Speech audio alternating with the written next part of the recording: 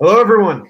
Welcome back to another episode of Trading Irons. This week, this is a bit of a normal episode, though I'm sure we'll get into many rants on the state of the club currently. Um, we are officially 1 week from the first match of the season, and with no signings, it's looking bleak.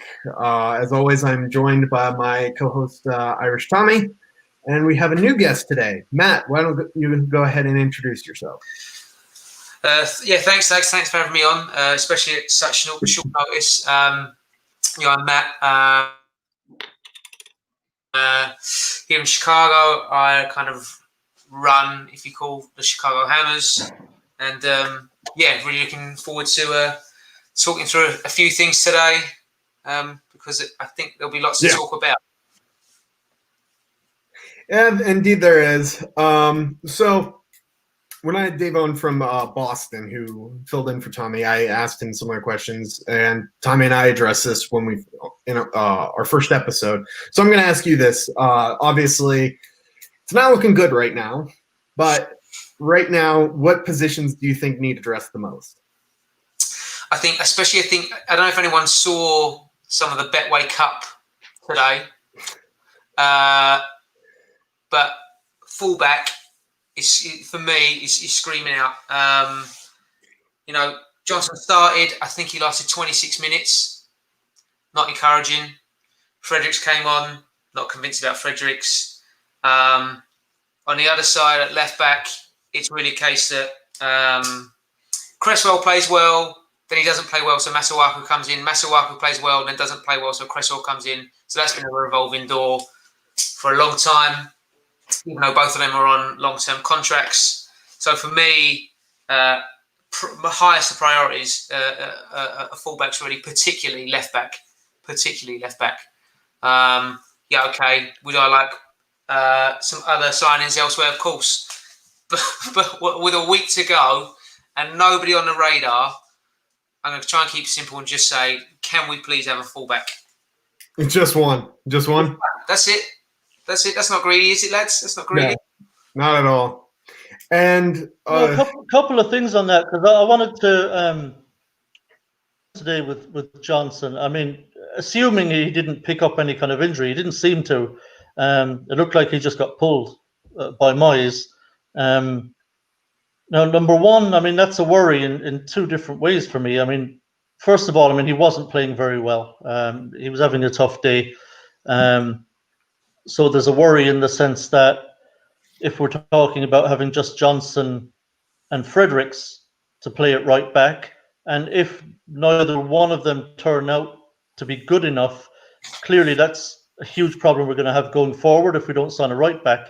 But the other thing is, given that it was a pre-season friendly, do you really want to be putting off a young academy graduate right back because his first 25 minutes haven't been great? You just wonder what does that do for Ben Johnson's confidence and self-esteem.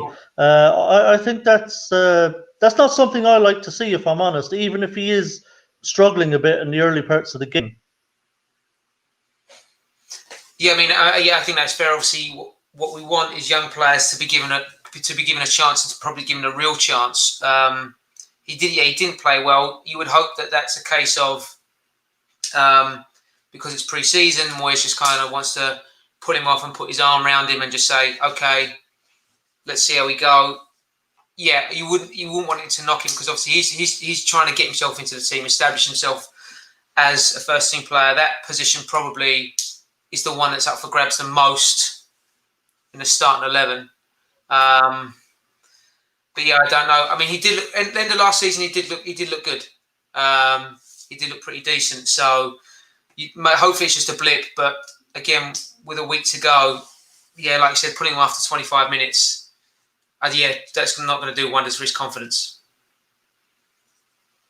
Yeah. Really and you spoke, obviously. Sorry. No, go ahead. You spoke obviously well about the left back position being a problem, and we all know that is probably our number one priority. Something I saw early which kind of really you back a bit, was that apparently, I haven't seen confirmation of this, but apparently Norwich have accepted a bid from Newcastle for Jamal Lewis. Now, Jamal Lewis is someone I'm very high on. I was really impressed with him last season for Norwich. And they're talking about an initial fee of 13.5 million with add-on and add-on clause.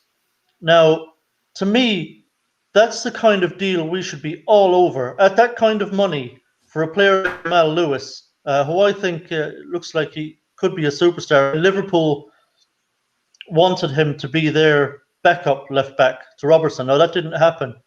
But at that price, I mean, to me, it seems almost a no-brainer that we should be challenging Newcastle for that signature. What do you think? Yeah, I agree. I think he's a bright young player. He came in, Premier League last season. I thought he played well. He does all of the basic things well. I think he closes down well. I think he tries to kind of get himself forward if he can, but he doesn't overcommit as a player. And I think the big thing there is the price, right? It's a player who's played in the Premier League, a young player, clearly got talent. Other bigger clubs were looking at him. And that Newcastle, really, for me, that's a bit of a steal. And again, why we're not sort of involved in that sort of talk at that sort of price, I don't know. But it's baffling, really, baffling. And that which is worrying about what's the direction of the club and what's the long-term plan, for the squad and for the team. Because at the minute, it feels rudderless. Yeah, and kind of going into that as well. Tommy and I've kind of already made our positions known a little bit on this, but feel free to answer as well, Tommy. But yeah, last week or Wednesday's episode, the Dean Ghana edition, which I'm going to keep plugging that because that was probably our best show, definitely our best viewership numbers. So thank you all for that. But I want to get your kind of take on what the current state of the club is. And I know we could probably go on for a episode about that alone. I mean, I don't know why I'm laughing. I mean, for me, Where to begin? My biggest concern is that I don't think there's any direction at all. I think that this long-term plan that we were sold when we moved, and again, we could all bang on about the move, but when the move is done, was that there was a plan. And the plan was we were going to strengthen the squad, and the plan was we were going to bring in someone to kind of steer the ship in the manager's chair. The plan was that we were going to be seeing European football. The plan was that we were going to get some squad depth, and I would argue that little of that has happened. The players they have brought in, okay, there's the argument. Yes, we have spent money. The players that we have brought in, sometimes you think, where does that player fit? So with the state of the club, there's no I don't think there's a long-term transfer policy. I think that the relationship with the fans is so up and down and such a roller coaster. I mean, look at that Burnley game a couple of years ago when it was chaos. Have we moved on from that situation? Because it's just like they've just papered over cracks. Fans kick off, so they make just enough changes to get by. Just enough. There's no they're not interested in a revolution. They're not interested in rethinking the structure of the club, the scouting system, who we're bringing in, what they're doing up there. They're not interested in any of that. All they're doing is they wait for us to really kick off. They make a couple of tweaks. We kind of go, okay, fine. Results improve for a little bit. Then results go back down. Transfer windows are chaos. It's a cycle. We go round and round and round. And this long-term plan, this plan that we supposedly had, that is now in tatters. So when we talk about the state of the club, and especially the state of the club the week before the season, let's have that right. Fair point. If it was a regular season and we had and we were at the start of the transfer window and all this was going on, you think, okay, well, at least we've got the summer to try and put it right, etc., etc. But the timing of it is, and then adding in what's been happening on the players on social media speaking out, which must be unprecedented.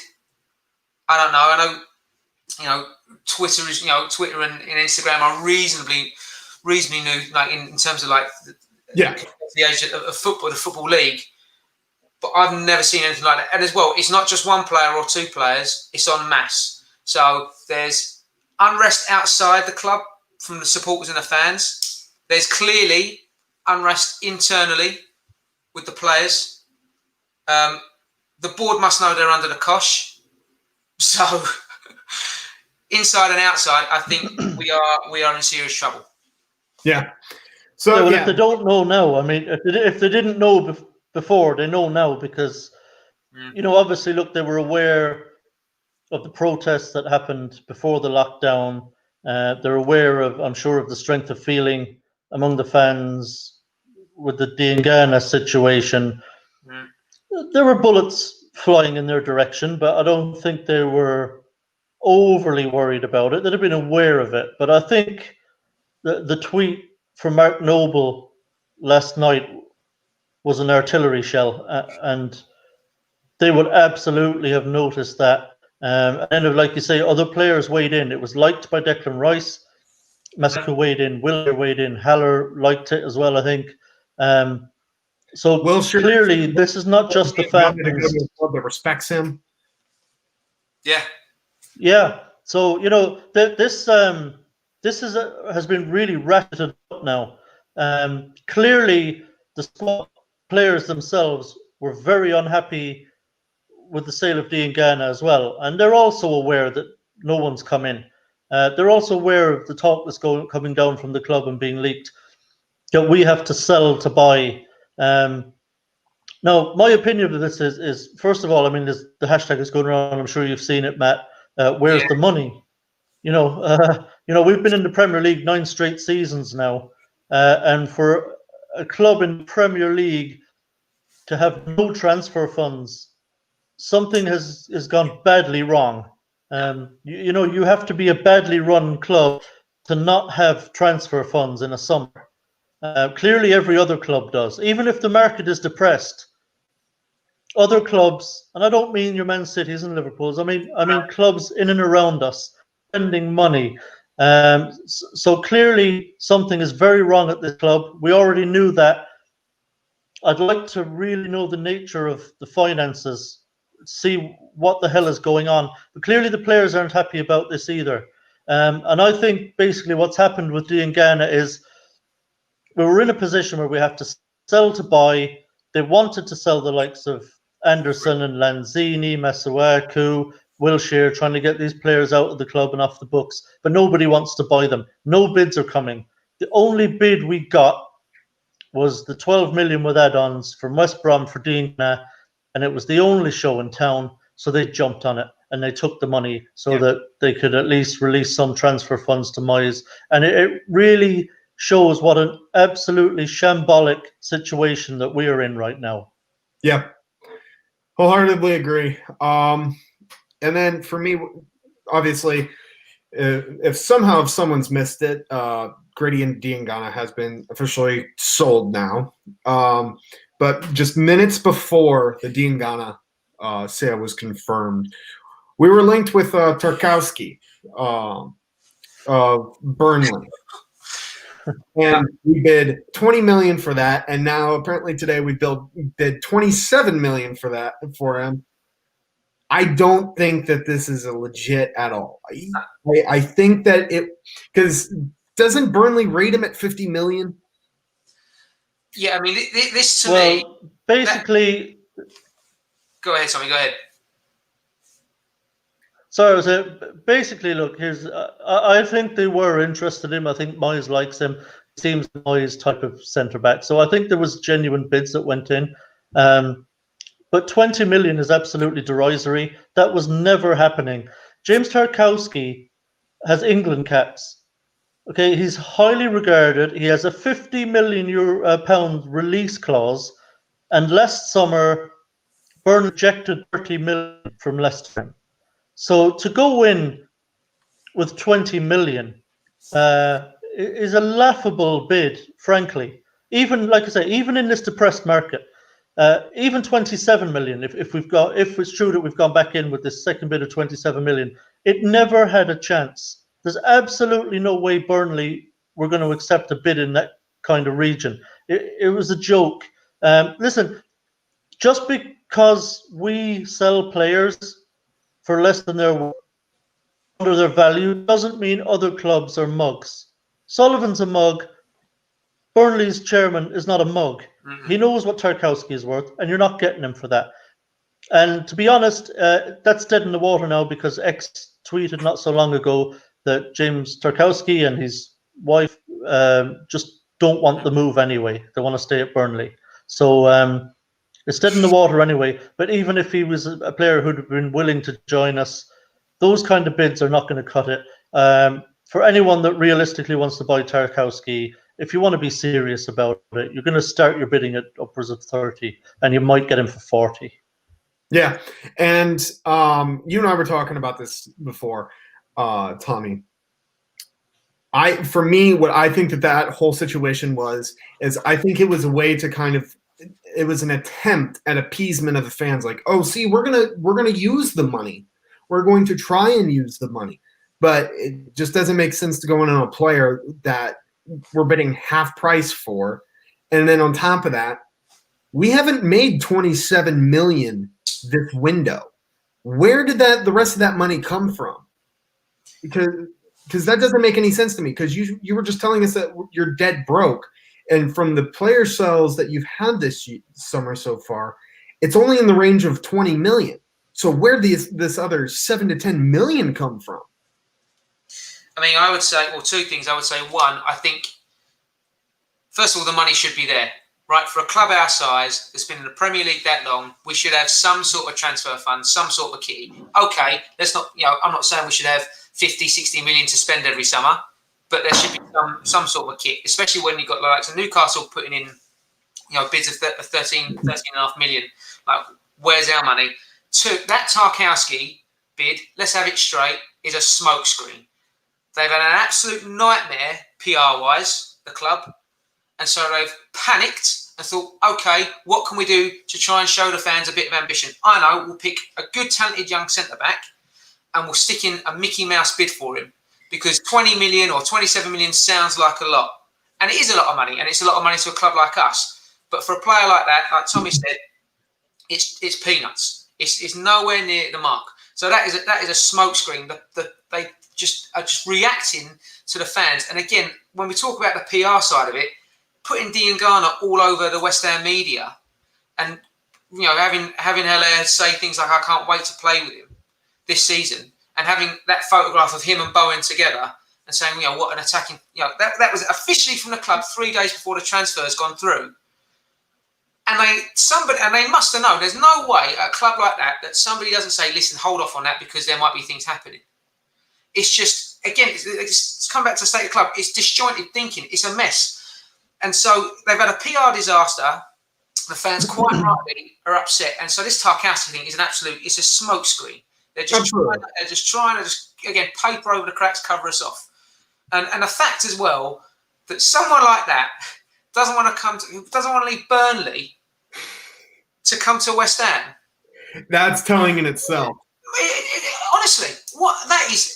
I mean, I don't even know what the words are. It's laughable. I mean, I saw something on Twitter today. I was looking on some of the feed from some of the radio stations back home, and some people were saying that would be a sidestep for Tarkowski to come to West Ham. I mean, what? No, it should be a sidestep. We are a bigger club with a bigger fan base. We've got the stadium. We should have money to spend. We've got squad-wise on paper. We're better, and he's not even interested. Even it's not like he's not even interested in trying to force a move through or go to the management there and say, do you know what? I quite fancy coming to West Ham. And that's the other thing. Again, all this again on the media. Who's going to want to come now? Who's going to want to join a club where the players are in open revolt? The board haven't got a clue what they're doing. The fans are kicking off. We've got no money to spend. You just think this is. There's no way you should underestimate this. My concern is there's going to be some domino effect that it's just going to. And again, the timing of it a week before the season. The club captain. I mean, it's just it's laughable. The club It's just all over the place. All over the place. This is actually a good point. Even the ladies' team is bringing in players. Yeah, and good players too, talented players, and players that want to come to them and be part of the squad. The men's team can't do that. It doesn't make any sense to me. See, the reason things happen like that, Matt, right, where you have the media team posting the pictures that you were talking about with the little fire emoji and all this and heart emojis with Diangana in them, is because there is no rhyme or reason to our transfer policy. No. You know, so they never know what's coming down the tracks. Because, you know, at that time there was no bid from West Brom. Then a couple of days later there is a bid and he's away. So, you know, our transfer policy is just up in the air. It's nobody really knows what's going on. We don't even have scouts. I spoke with Chris on Wednesday, as I said, about this situation. I went on quite a rant, but one of the things I said was it had been put out that we were unsure about. Rico Henry, wasn't it? The back from Brentford. It was said that, you know, we were unsure about him. And I said to Chris, you know, how can you be unsure about whether you want a player or not in September? You've had all season to scout somebody. If he's on your radar, Moyes went to see him. Yeah. You know, see him play. By the time the season finishes, you should know which players are on your target list and which players you don't fancy. To be talking in September about we're unsure about Rico Henry just is symptomatic of the kind of laissez-faire way that we approach our transfers, whether it's players in or players coming in. And this is what happens when you don't have a proper scouting system in place. I mean, Sullivan's buying players based off what his buddy agents think, or what players they've got in their books. I can get you this player, I can get you that player. It's a complete and utter shambolic way to run a club.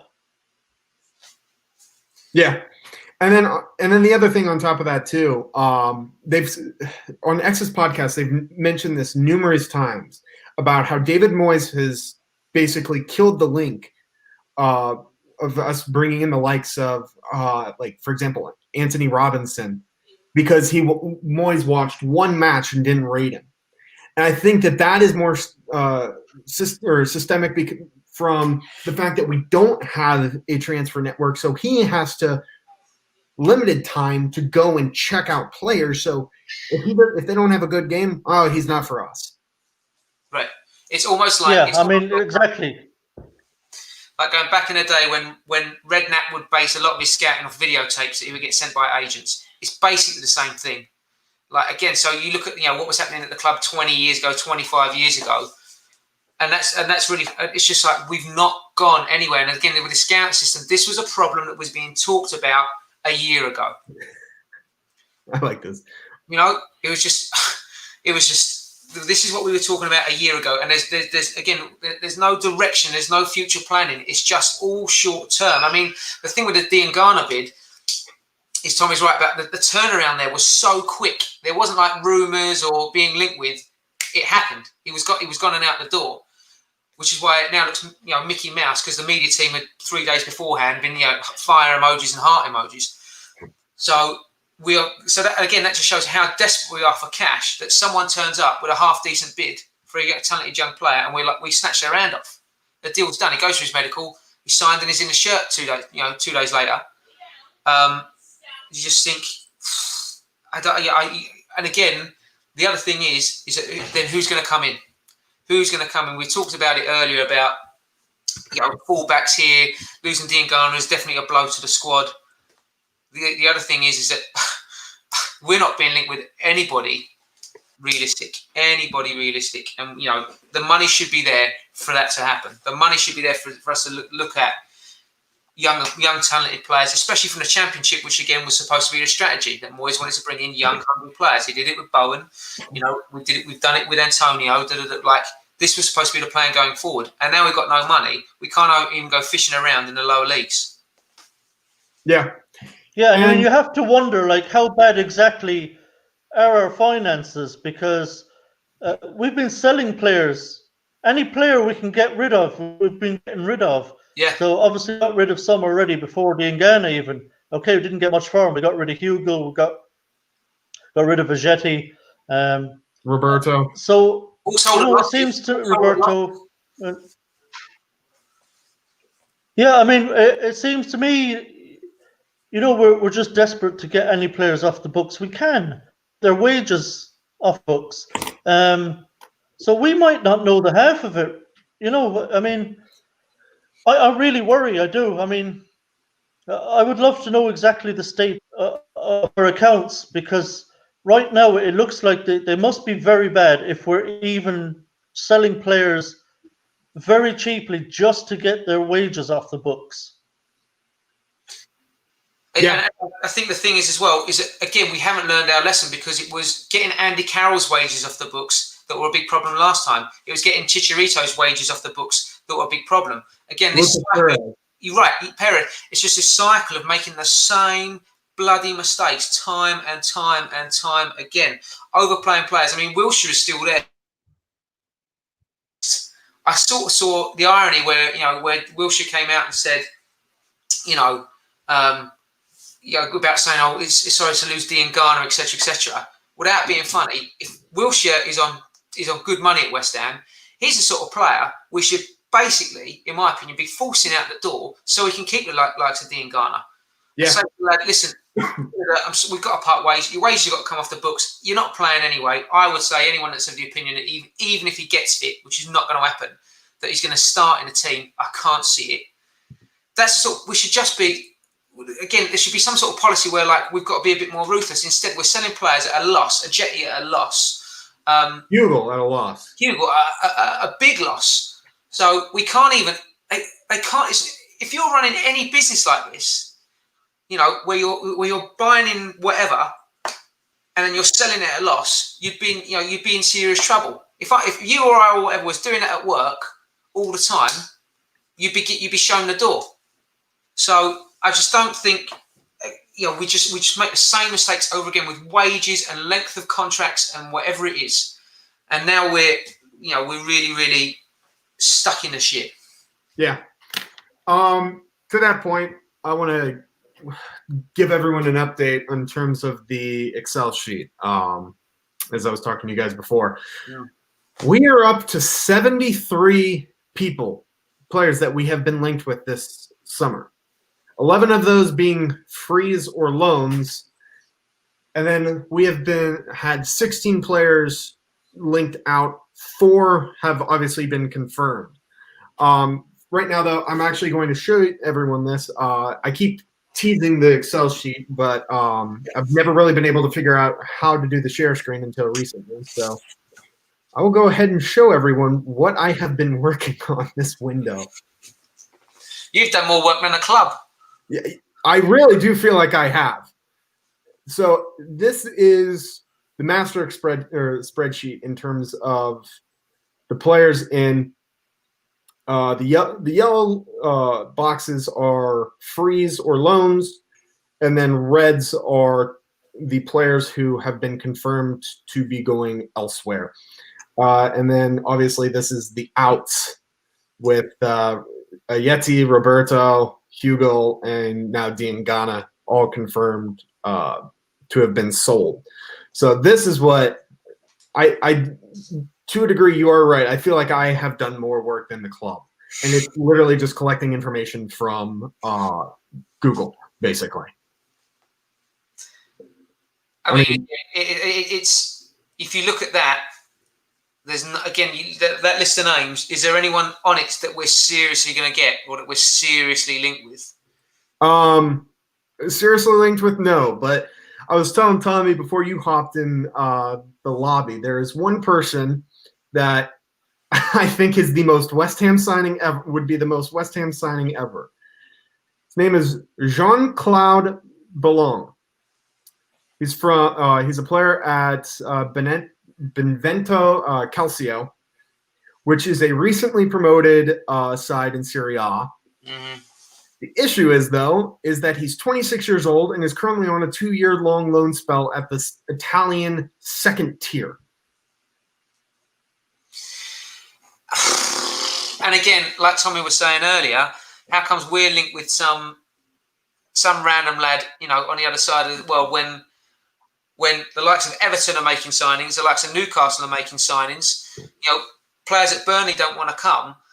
It's the teams around us, the teams we should be competing with. Yeah, we're not saying we're going to compete with the likes of City or United or Liverpool or do you know what I mean? But it's the teams around us. And that's the worrying thing, is that they're making moves and they're making, trying to strengthen their squad. And we haven't got a plan for any of that, apart from the likes of, this lad you've been talking about here.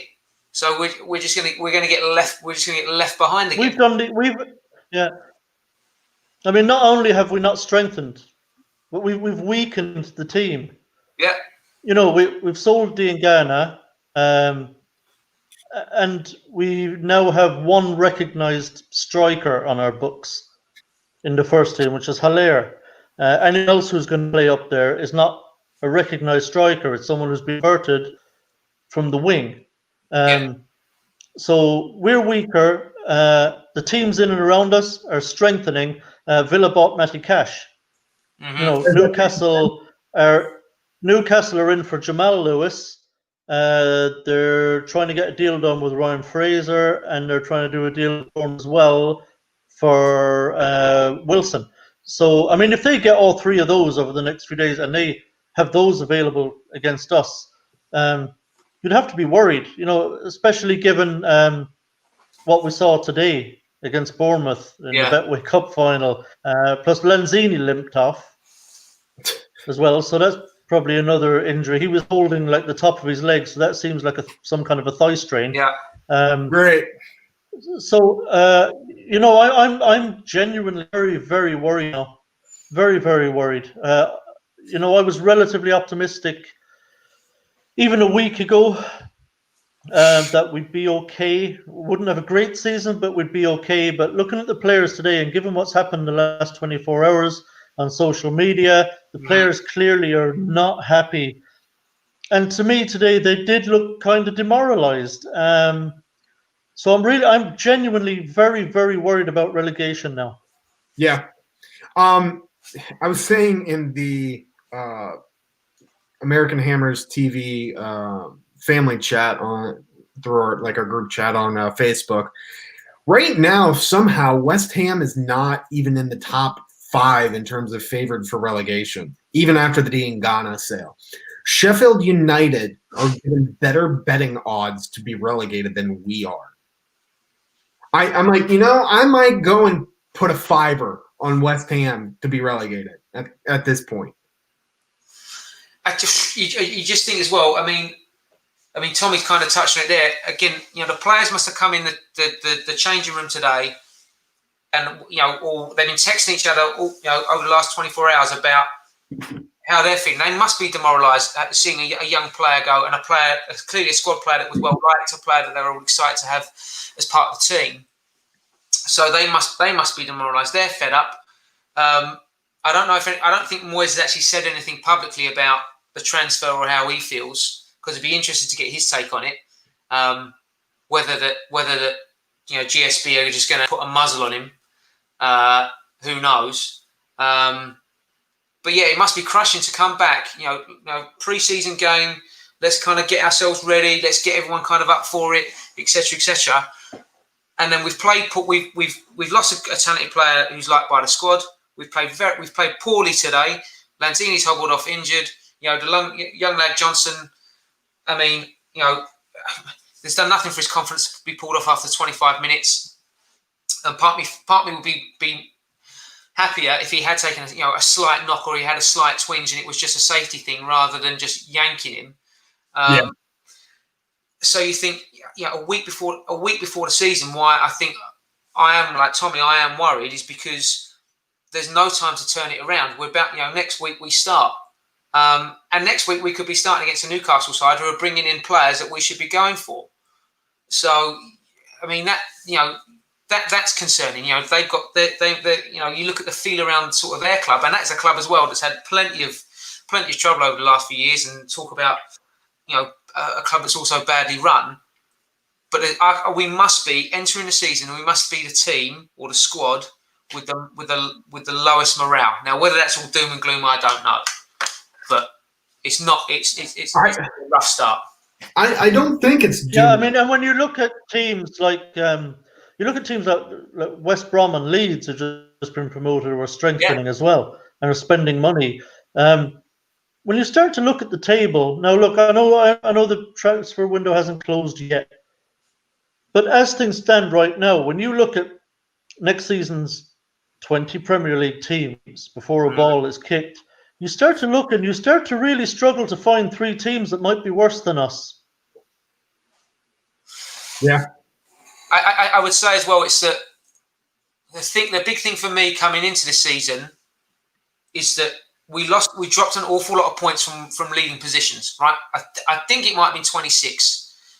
Let's talk that, which even if you take half of that, right, that would have made a big difference towards the end of the season. We wouldn't have been flirting with relegation. The pressure would have been off, whatever.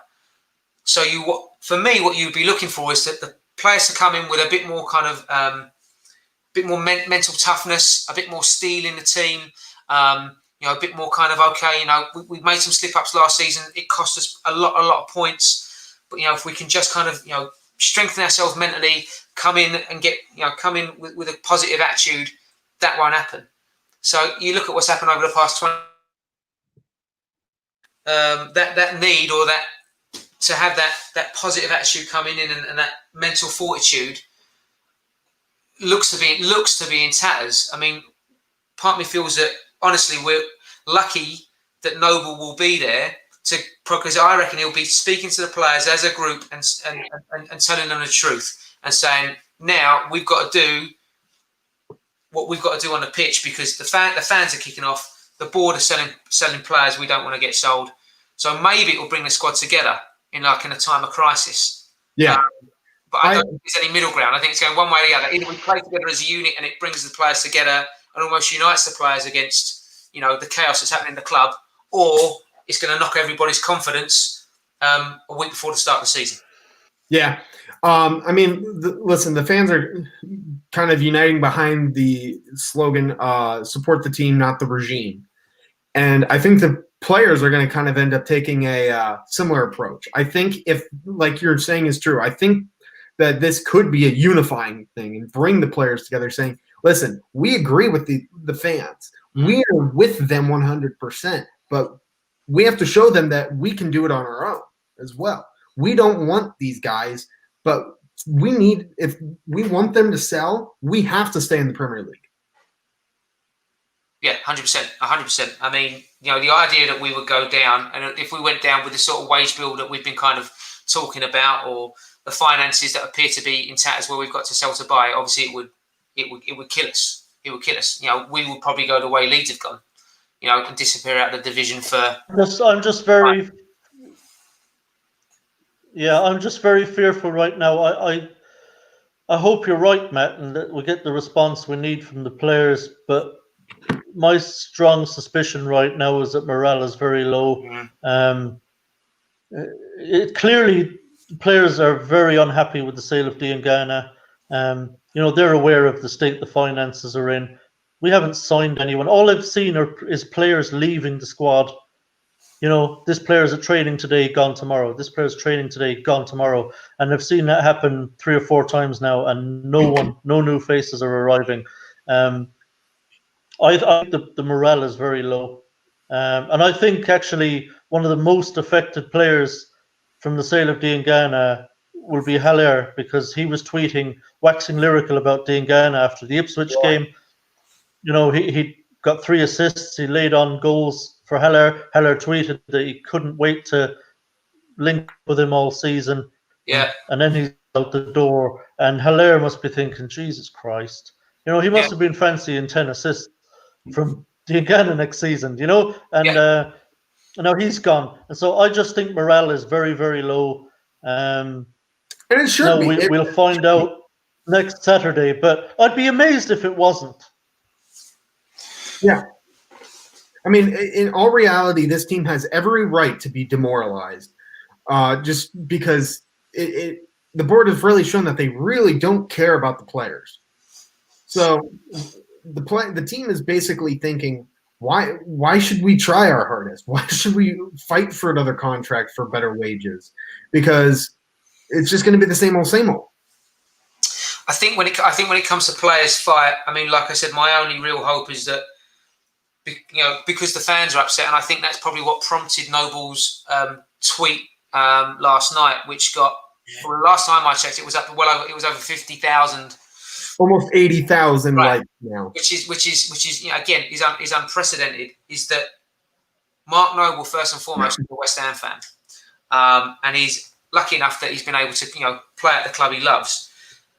And that, to be honest, is my only in a minute beacon of hope that he's going to be able to get the players together and tell. And he's publicly said how he feels, which I thought was to be honest, I think is a brave thing to do. In modern, certainly in the Premier League, I think when you've got, it doesn't happen very often. He's the longest serving. I was actually trying to think of another time where that had happened. I couldn't think of one where that had happened before. I mean, we've seen players having a dig at a club on the way out the door. Yeah. But for a sitting captain, to criticize the board, and Mark isn't silly. He's experienced. He's been around a long time. That wouldn't have been something he just, it's not like your drunken tweet where you go, oh shit, what have I done? This would have been a considered, we've all been there. This would have been a considered tweet. So Mark would have known what he was doing. He would have understood the gravity of what he was tweeting. He would have known this is going to kind of get picked up by the media everywhere. It's going to be huge. And he knows that it is a bombshell that he's dropping on the board's heads. And I don't know if you guys listened to TalkSport last night. I mean, it was all over TalkSport. TalkSport had like an agenda for the evening. They were going to talk about the England game. They were going to talk about the cricket a bit and various other things. And that Mark Noble made this tweet, and then it all just went out the window. And they basically spent the entire show almost talking about West Ham and Mark Noble's tweet, bringing on West Ham fans like Dan Lawless was on. And basically, the board got absolutely skewered on TalkSport last night. So this was massive, and Mark would have known what he was doing. So you just wonder what the fallout has been of this, because that would have really made the board take notice. Yeah, when I woke up this morning, I actually had seen on Twitter, it was presented as almost like a breaking news thing that West Ham has decided not to strip Mark Noble of the captaincy. I'm like, you try and touch Mark Noble and see what happens. Like, you try that at all, and that stadium's gone. Oh yeah, but it was put to Dan last night on TalkSport when he was on air with them. He said, "Do you think we'll get a dressing down from the board or anything like this?" And Dan said, I dare them to try and go after Mark Noble for this. This is not one they can win. No. If it was, they would already have come out and done something. But Mark Noble is untouchable. So the board want to be very, very careful how they react to this. For sure, and I think the thing with Noble as well is that sometimes you see things when he's in it. Sometimes like last season he was in and out of the team. There were some people questioning what his value is to the club, and his value is to the club is things like this: that in a moment of panic and a moment of uncertainty, that he's prepared to step up and speak out publicly. I don't think that can be underrated. I think Tommy's right when he's saying the last time a player did that, especially a serving player, I can't remember it. And again, it's Mark Noble, who I believe is the player in the Premier League with the most the most current caps, long-term servant at the club. So I think he's come forward and he's shown real leadership. I mean, when I was listening to the TalkSport show the day before, and Tony Cascarino was on, and what he was saying was that he couldn't understand why that West Ham fans are now the captain and players were getting so bent out of shape about losing a squad player. And I think that's because you don't understand, one, what Diangana meant to fans and clearly to his fellow professionals as a player. And two, it's one of those things where, like, that again, it's just the state of the club. He's a promising young player. He's in the the under 21 squad for England. Has had a good season on loan.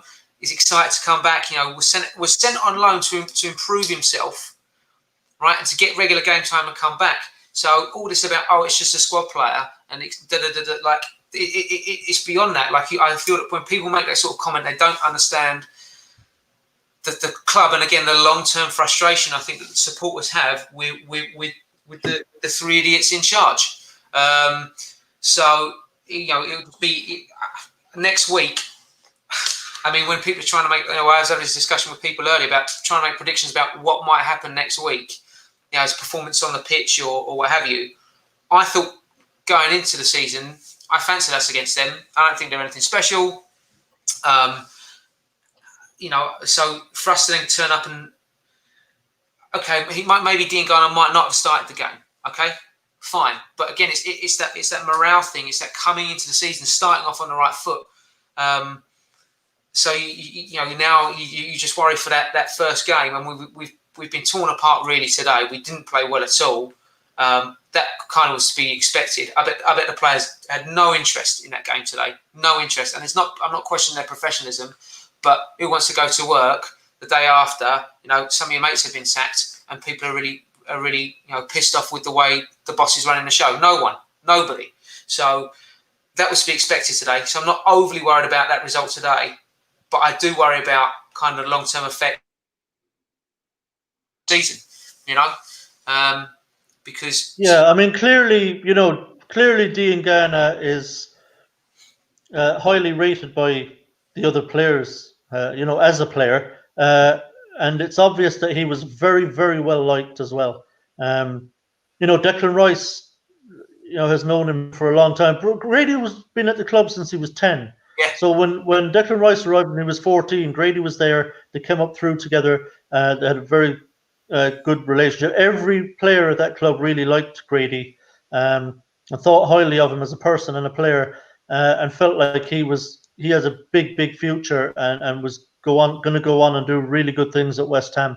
You can see that it goes beyond disappointment, I think, for me. Other players coming and going, you make friends, yes, and they might move on. That's all part and parcel of being a professional footballer. But you just feel like it goes a bit beyond that with this Diangana situation. You feel like the players are genuinely actually angry at the boardroom for sanctioning this sale to West Brom. Like I said, it's highly unusual for players to come out publicly and let their feelings be known like this.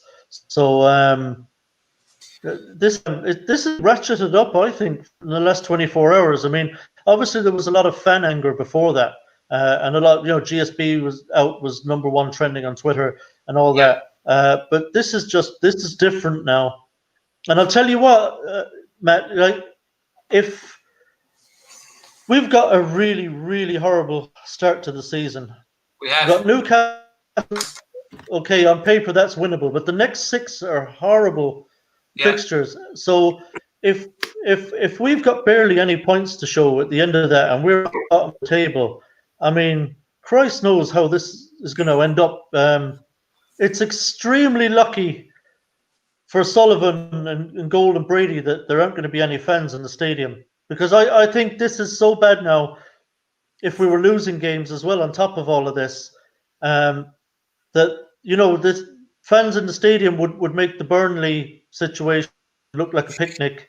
I think things would get incredibly ugly. So they're lucky in that respect. But I think the anger now is probably the highest I've seen since the Bond scheme, and I'm old enough. I was a young teen reporter at the time at Upton Park on the North Bank when all the Bond scheme stuff went off. I remember being up on the North Bank.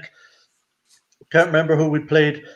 Game was over, but we were all up there refusing to leave the stadium.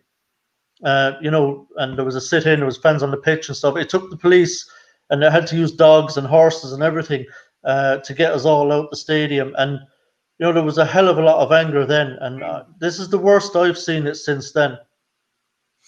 Yeah.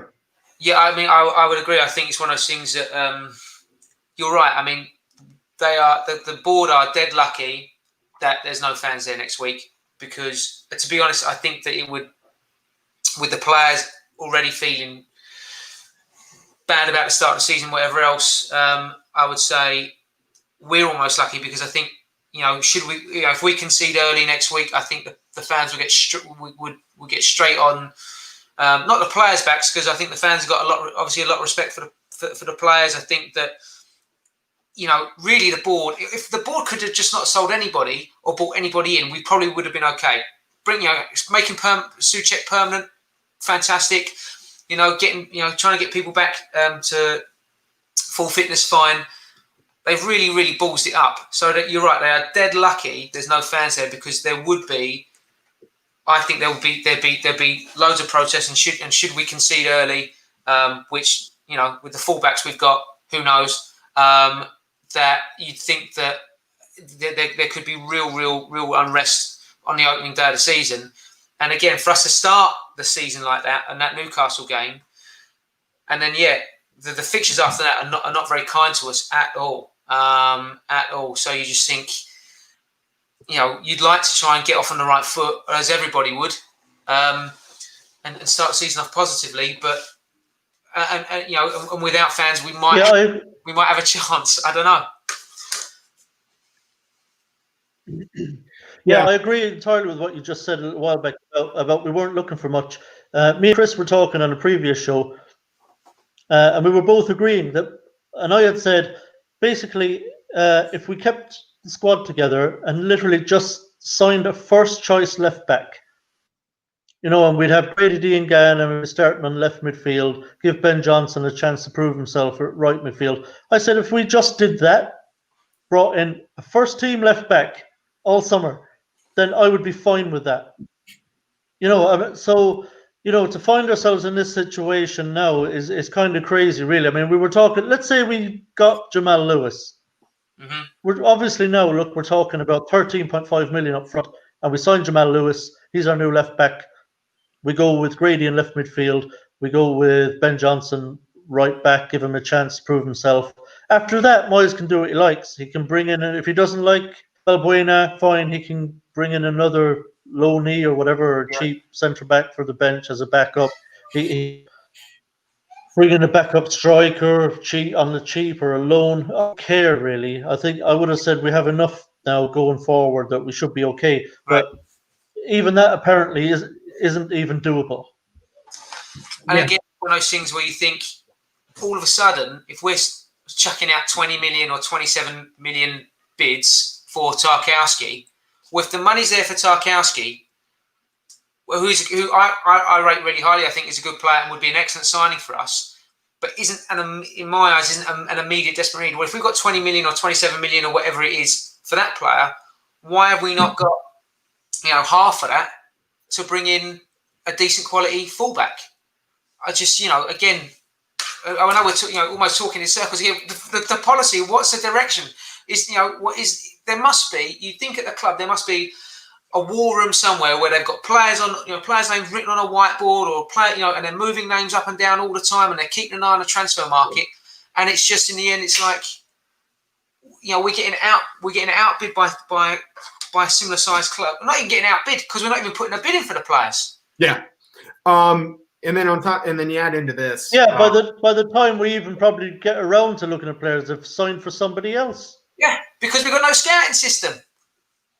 Yeah, and then for me, we haven't talked about this one at all as well. With regards to all the players moving out, we've now got rid of Diangana. So now our left field options are Anderson and Fornals, even though Fornals really isn't a left winger. Right. Supposedly, Anderson might be going out on loan to Arsenal for a £5 million fee.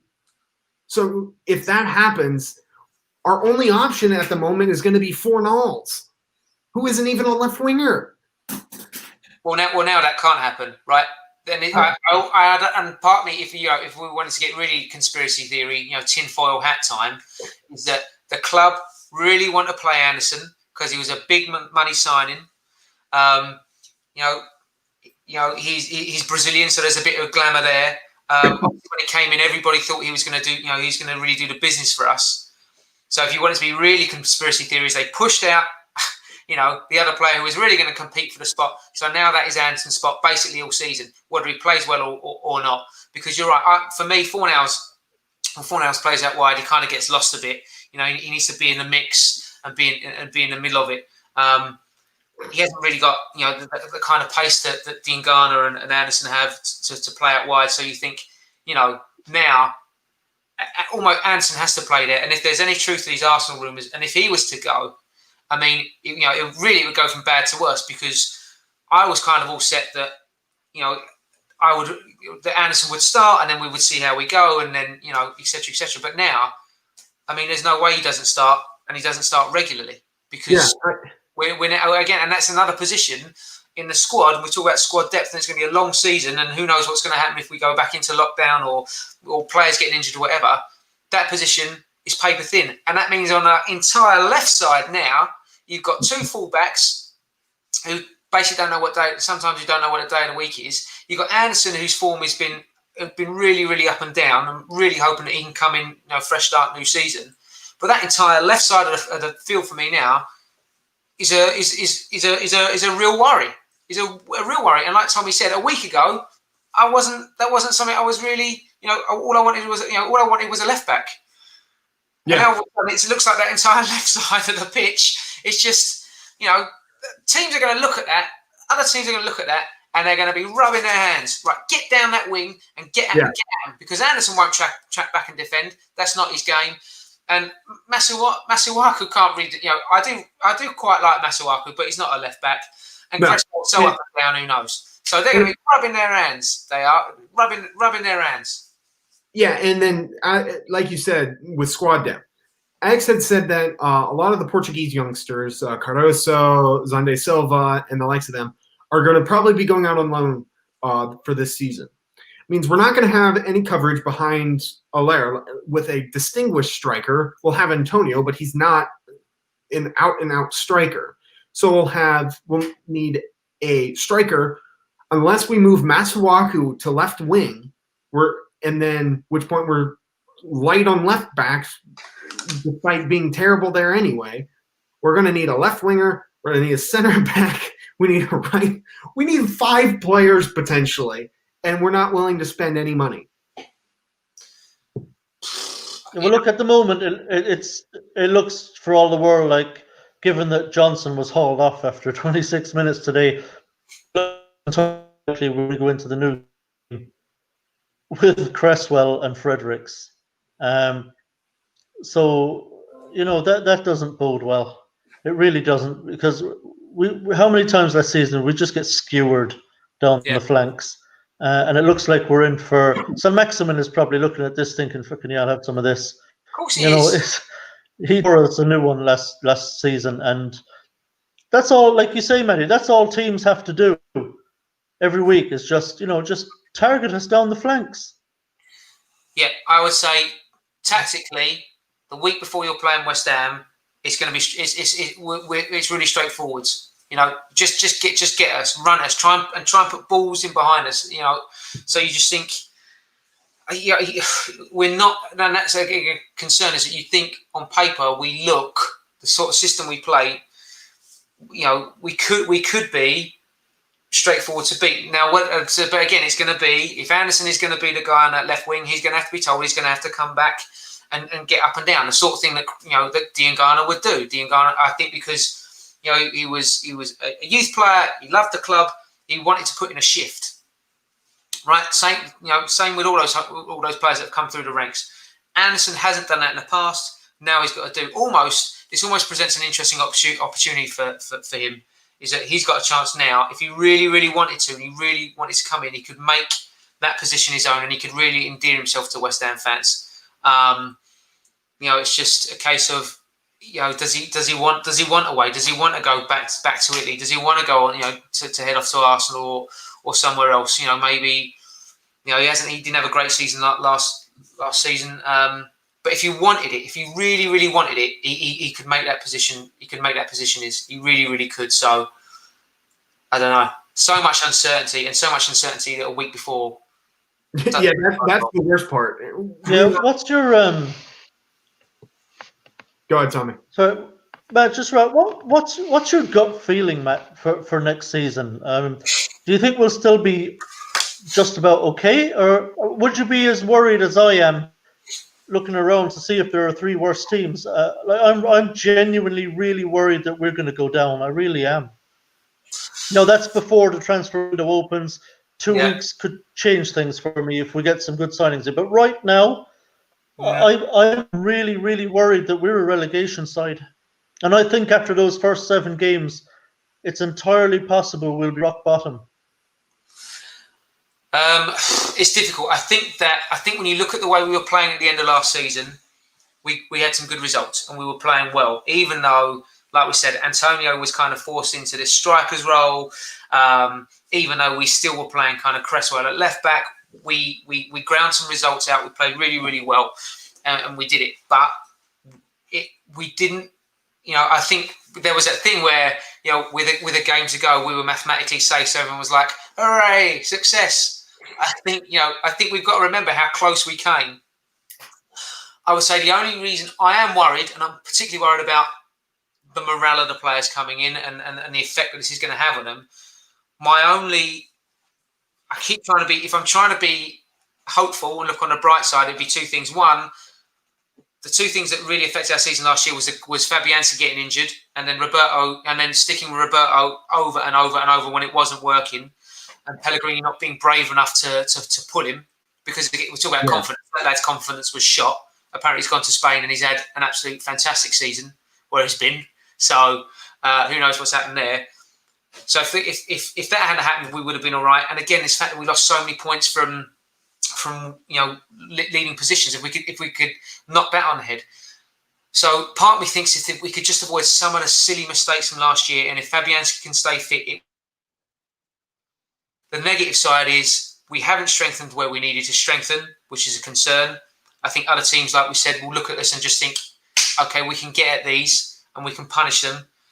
2 is that our start to the season isn't great. If I'm honest, I would rather have that than it be the end of the season.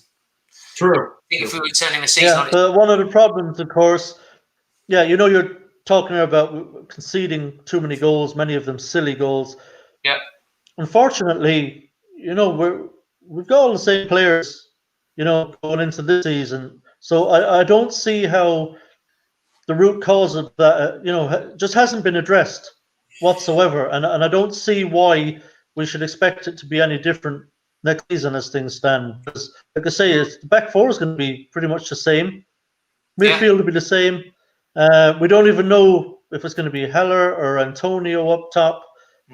So we could have a £45 million striker sitting on the bench again. Yeah.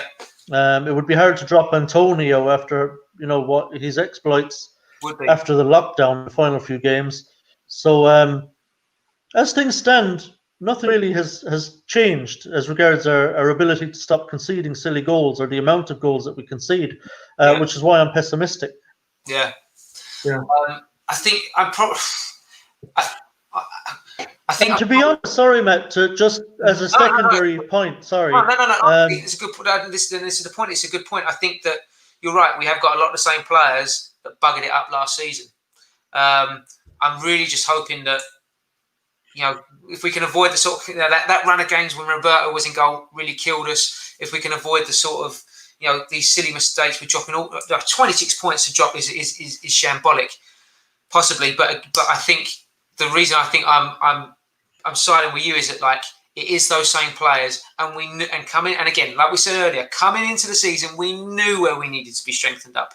We knew where the issues were, and the board or the club have done very little to do that. So that definitely doesn't bode well. That definitely doesn't bode well. And again, the other thing that concerns me, Matt, actually, is I don't think there's a Norwich this season. I don't think there's a Bournemouth. I don't think there are 2 or 3 woeful teams in league this season. I mean, the teams that came up, I think are going to be better than the teams that went down. I think Leeds are going to have a decent season. I think West Brom are going to be competitive. Fulham look like they're going to do some business as well, and Scott Parker's doing a good job there. I don't think Fulham are going to be as bad as Norwich were last season. I expect them to be somewhat competitive.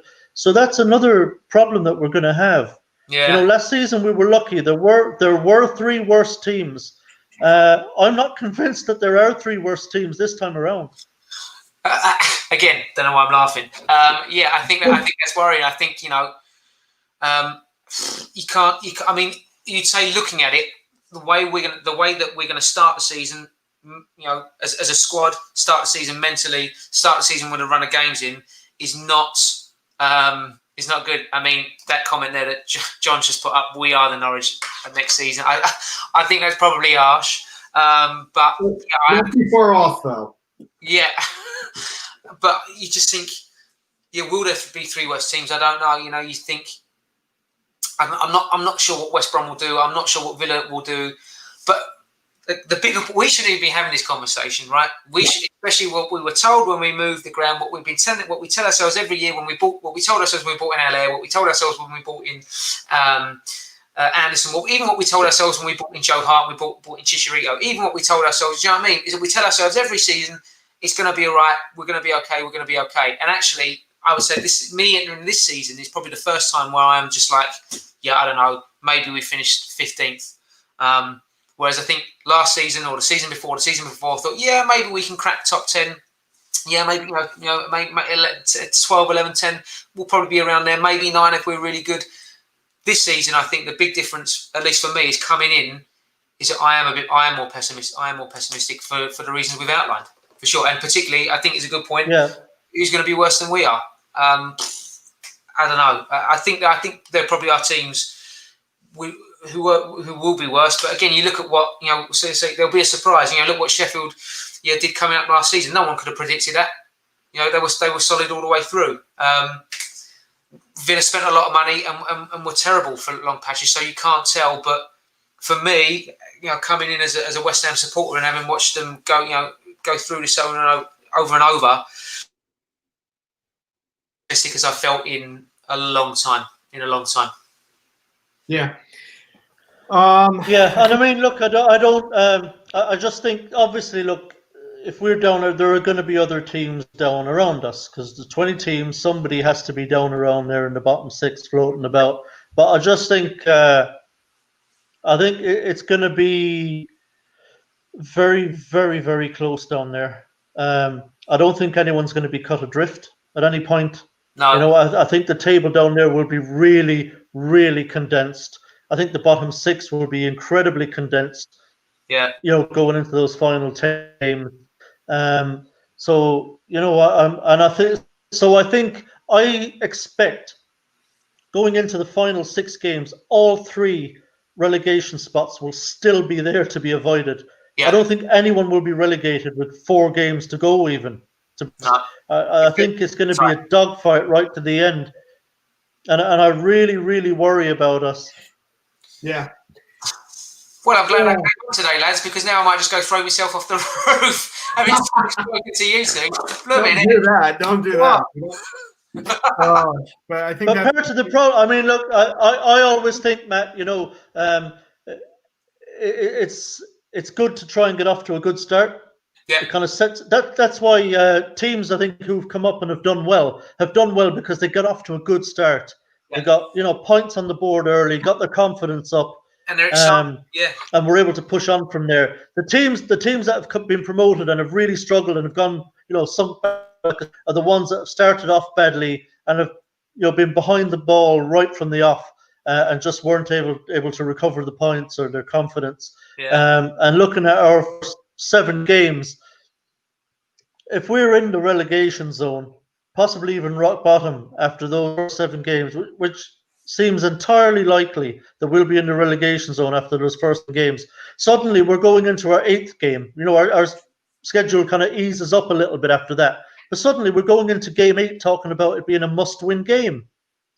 Pressure's on. We haven't played 10 games and the pressure's on. We're already talking about must win, must win, must win. Yeah. We have to get points on the board, climb out. You know, David Moyes is being interviewed. No, we have to start winning. We have to get points on the board and climb out of the relegation zone. So, you know, we're already kind of under pressure inside 10 games. And it's another worry for me that we're going to be behind the ball right from the off, playing catch up early, pressure on the players right from the off. So that doesn't necessarily bode well either. Yeah, I don't know. Who knows, right? Who knows? I think next week will be telling. That's a team on paper we should really give a good game to, and then past that, I think we might get. You know, we might be good for one kind of random shock result, but yeah, it doesn't bode well. Yeah, no, it does not. And on that note, I think that's a good place to leave it off here.